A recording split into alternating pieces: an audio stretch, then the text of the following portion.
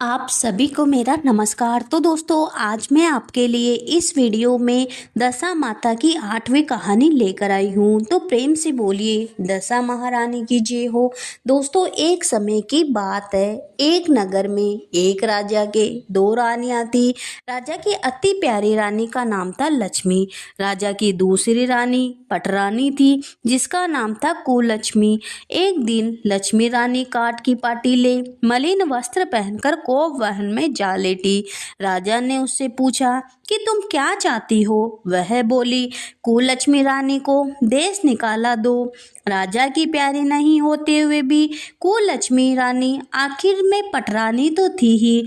लोक लज्जा के कारण उसे सहसा निकाल सकने से लाचार होकर राजा ने उसे उसके पीहर भेजने का बहाना किया। उन्होंने रानी को एक पालकी में सवार कराया और आप घोड़े पर सवार होकर साथ चले। एक संगन वन में पहुंचकर राजा ने पालकी रखवा दी और कहारों को वहां से हटा दिया। इसके बाद वे घोड़ा दौड़ते हुए अपने महल में जा पहुंचे। कुलक्ष्मी रानी को बाढ़ देखते सवेरा हो गया। रानी को प्यास लगी थी। रानी ने एक सारस की जोड़ी को जाते देखा। वह उसके पीछे पीछे हो गई। कुछ देर के बाद एक नदी के तट पर पहुंच गई। रानी ने स्नान किया, समीप ही पानी की प्यास बुझाई।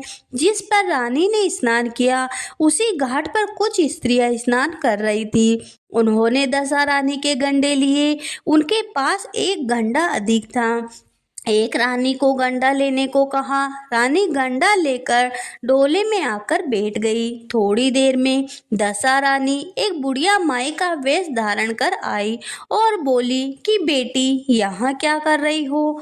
रानी ने पूछा कि तुम कौन हो। बुढ़िया माई ने कहा, मैं तो तेरी मौसी हूँ। रानी उसके गले लिपट कर रोने लगी। उसने अपनी विपत्ति की कहानी बुढ़िया माई को सुनाई। दशा रानी की कृपा से उसी जगह माया रची गई। रानी के भाई भौजाई आदि सारा पीहर आप ही वहां प्रकट हो गया। रानी ने 9 दिन तक दशा रानी की कहानी कथा सुनी। 10वें दिन गंडे की पूजा की। उसी दिन सवेरे दशा रानी ने कहा कि तुम आज नदी में स्नान करने जाओगी। वहां तुमको जो स्वर्ण कलश मिलेगा उसको ले आना, और जो डोली तुमको लेने के लिए आए उसमें निसंकोच सवार हो जाना। रानी नदी में स्नान करने गई। वहां स्नान करके निकली तो किनारे 2 सोने के कलश रखे दिखाई दिए। उन्हीं के पास सुंदर रेशमी वस्त्र सवार हुए थे। रानी ने वस्त्र पहनकर घड़े भरे और जो ही अपने स्थान की ओर चलना चाहा, तो ही एक डोली सामने से आती दिखाई दी।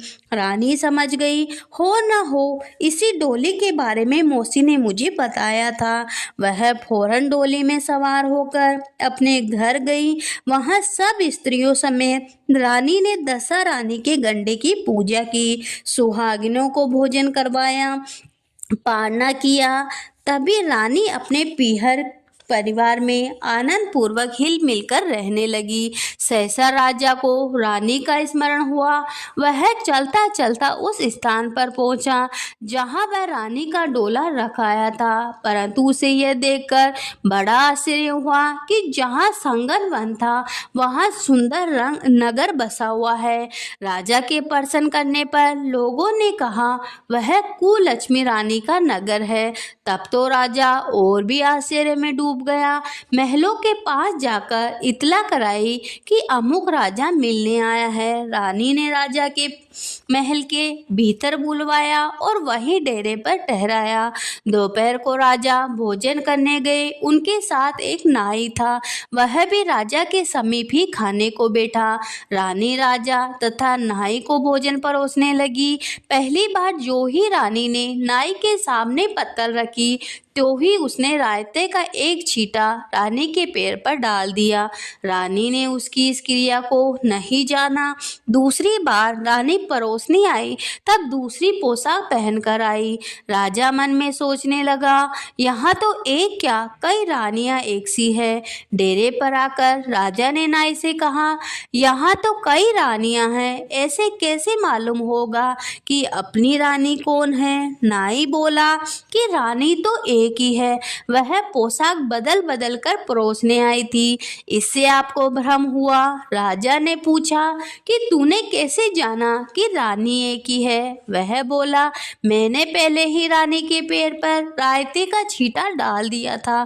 जब दूसरी बार वह परोसने आए तब भी उसके पैर पर वही छींटा था, और जब तीसरी बार आई तब भी वही छींटा देखा। इस बीच रानी ने राजा को अपने महल में बुलाया।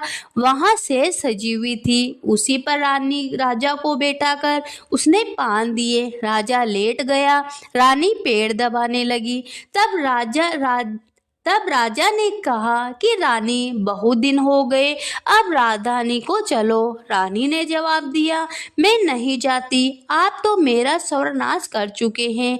यह तो सब मेरी मौसी की बदौलत है कि मैं जीते जी बच गई। इस पर राजा ने पश्चाताप करते हुए माफी मांगी। तब रानी बोली कि मैं केवल एक ही शर्त पर आपके साथ चल सकती हूँ, यह बाग बगीचे आपकी राजधानी के समेत पहुँच जाए, जिससे जब मेरा भी जी चाहे आपके महल रहूं, और जब भी चाहे तब मौसी के महल में चली आऊं। मेरी मौसी बड़ी दयावान और भोली भाली है। राजा ने रानी की मौसी के पास जाकर जो ही निवेदन किया, उसी समय दोनों शहर पास पास हो गए, मानो एक दूसरे के भाग हो। राजा ने दशा रानी की कृपा का भाव जानकर शहर में ढिंढोरा पिटवाया कि अब से सभी लोग दशा रानी की पूजा किया करो। भगवती दशा रानी ने कुलक्ष्मी रानी पर जैसी कृपा करी, वैसे आपत्ति में पड़ी हुई हर स्त्री की रक्षा करे, सभी की मनोकामना पूरी करे। तो प्रेम से बोलिए दशा माता की जय हो।